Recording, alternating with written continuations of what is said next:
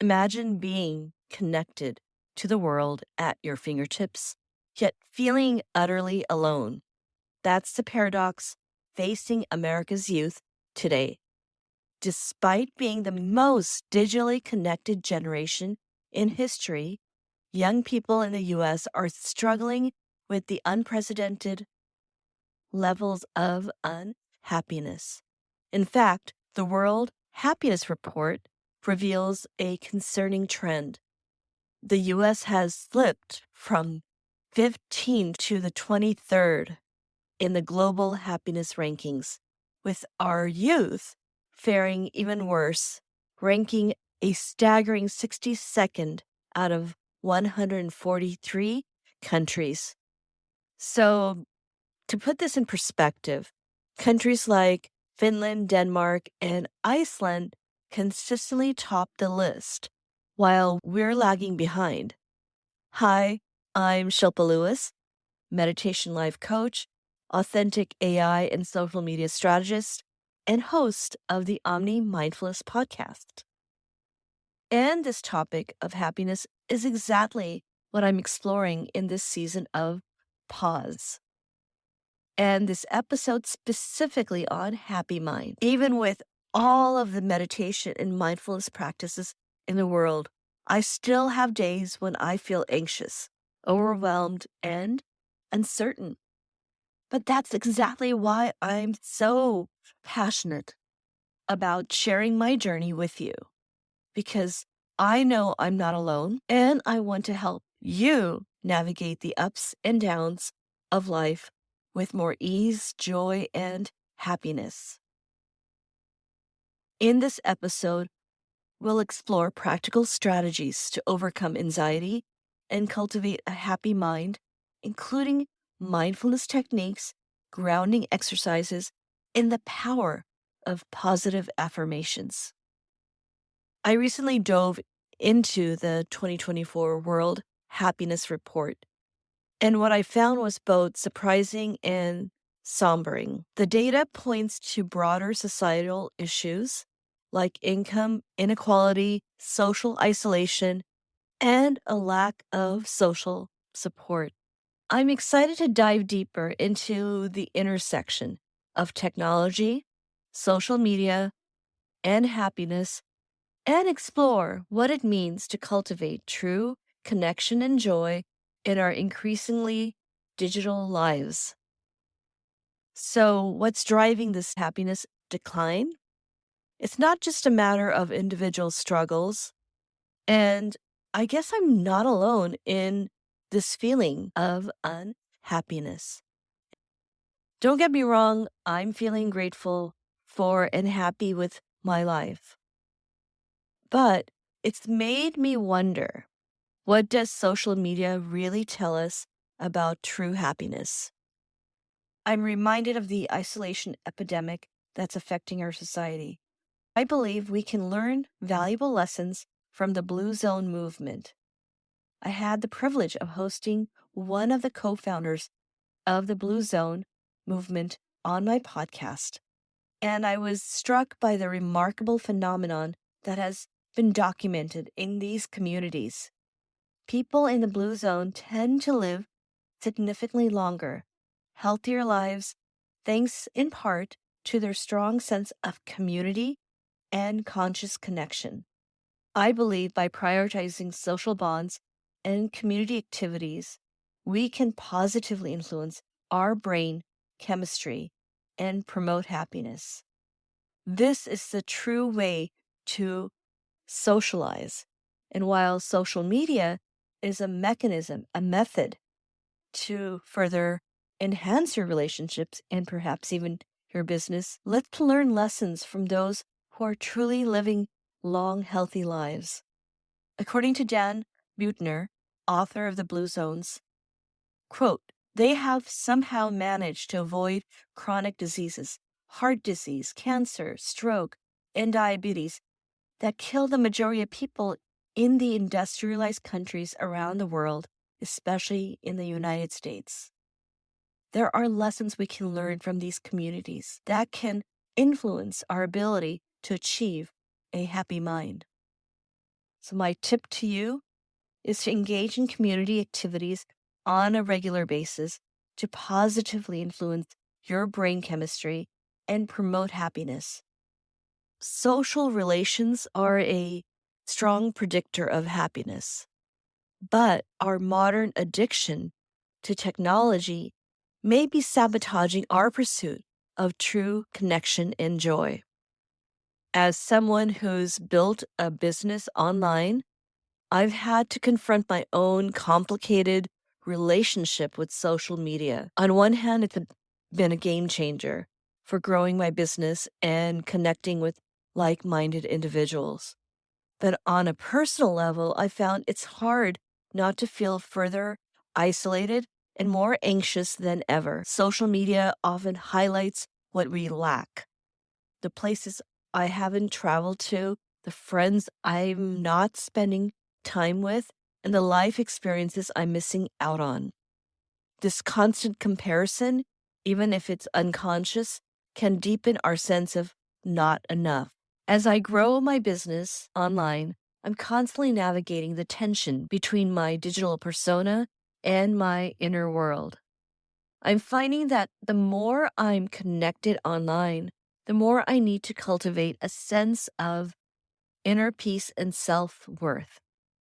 For me, learning to cultivate a happy mind is an ongoing journey of letting go of the need for external validation and instead focusing on building my own sense of self worth.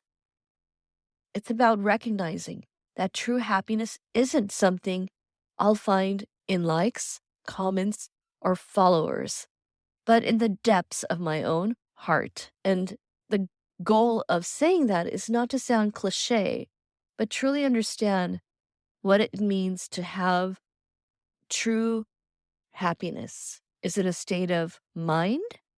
Is it a state of where our heart is? And is it really inner work? Through meditation and taking responsibility of my own inner peace, I'm learning to understand that happiness is not something I chase, but rather something I cultivate from within every day, consistently. So here's a little confession. I have to admit, it's a bit ironic that I'm a meditation life coach, yet I'm still figuring out this whole happy mind thing. I mean, I should know better, right? I have the knowledge and the tools to cultivate inner happiness. But the truth is, it's a journey, not a destination. As a mom, my days get pretty crazy. But I've found that starting and ending my day with meditation helps me stay sane. And meditation truly is about deeper inner work, a spiritual connection, if you will. Meditation can alter the brain, structure, and function, benefiting the prefrontal cortex, where the decision making occurs, the gray matter, where the emotions, memory, and decision making resides, and the amygdala, where the emotional response resides. By meditating for just 12 minutes a day, you can strengthen your attention and working memory and train your nervous system for balance. Someone I've been following for quite some time, Dr. Amish Jha, author of Peak Mind, Find Your Focus, Own Your Attention, argues that this short 12-minute daily practice of meditation can rewire the neural pathways of the mind to focus on what you want. The second practice that I recommend, aside from your daily meditation routine, is a grounding practice. I've learned that when I'm stuck in my monkey mind, I need to get creative and find ways to ground my energy, ground myself into the present moment. That might mean taking a few deep breaths. You might find that engaging in some physical activity is also grounding. That could include things like yoga, going for a walk, anything that gets you out of your head and into your body. For me, swimming helps me get out of my head and into my body. That physical activity revitalizes me, or in other words, grounds me. And yes, I know it sounds weird to some of you, but it does work. You're grounding your physical body and energetic body. So, according to a study by the Harvard Business Review, those who practice mindfulness and grounding techniques experience 28% reduction in stress and 20% increase in job satisfaction. One of my favorite grounding practices is actually doing simple activities around the home that are perhaps considered chores, like doing dishes. I know, it sounds crazy, but hear me out. There's something about the sensation of water, the soap, and the rhythm of washing and rinsing that helps me calm my mind and focus on the present moment. The third recommendation I have to help you with maintaining a happy mind is affirmations. When I'm feeling anxious or uncertain, I need to remind myself that I'm enough, just as I am in this moment. That's where positive affirmations come in. I've learned to use simple phrases like, I'm enough, I'm capable, I am strong. Or yet another one from my guru, Paramahansa Yogananda, is, I'm actively calm and calmly active. Just think about that. I'm actively calm and calmly active. So yet you're getting through what needs to be done in your daily moment to moment life, yet you're staying grounded in calmness. So these affirmations help my mind and help me focus in that present moment. According to Dr. Brene Brown, you are imperfect and you are wired for struggle, but you're worthy of love and belonging. In fact, research shows that practicing positive affirmations can increase self-esteem and happiness by up to 30%. So let's recap for a mind shift towards happy mind. All three of these methods that I've shared, meditation, grounding practices, and positive affirmations, help us cultivate control of our mindset, where our thoughts reside. And it's our thoughts that affect our perception of our self-worth, our value, and our happiness. By learning to manage our thoughts and focus on the present moment, we can break free from the cycle of negative thinking and cultivate a more positive, happy mind. According to philosopher Eckhart Tolle, the primary cause of unhappiness is never the situation, but your thoughts about it.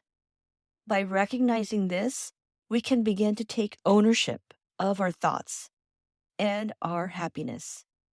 We can learn to choose how we respond to changing situations rather than simply reacting to them. And try out this tip from Dr. Jaw's 12-minute meditation to rewire your brain. She breaks it down into 3 parts. Using the analogy of a flashlight, focus, notice, redirect your attention like refocusing a flashlight to create new grooves for the mind.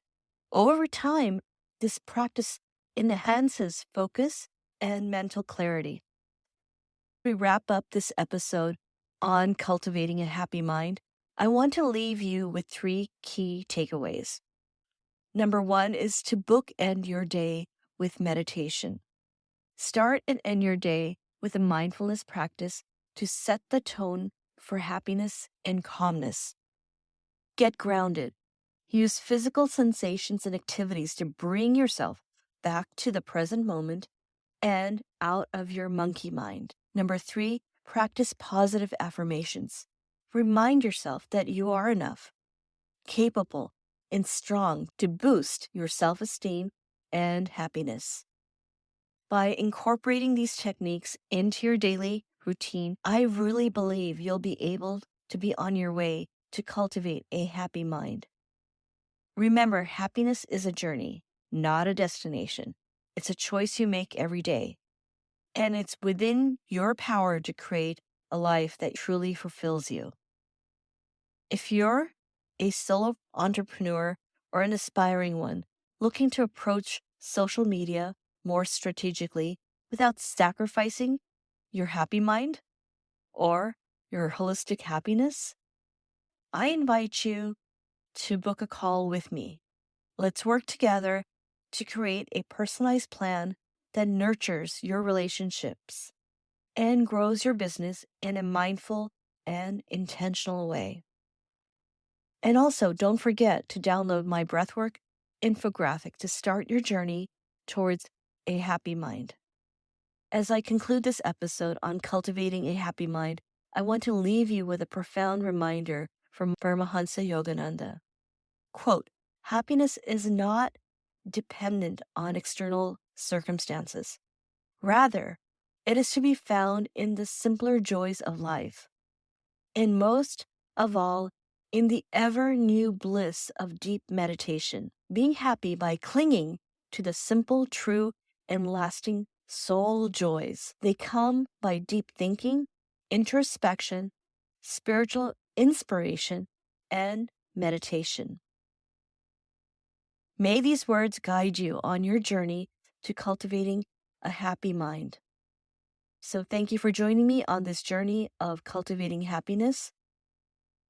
Embrace the power of meditation, grounding, and affirmations, and let's continue to cultivate true inner happiness and pause together. This is Shilpa. Until next time.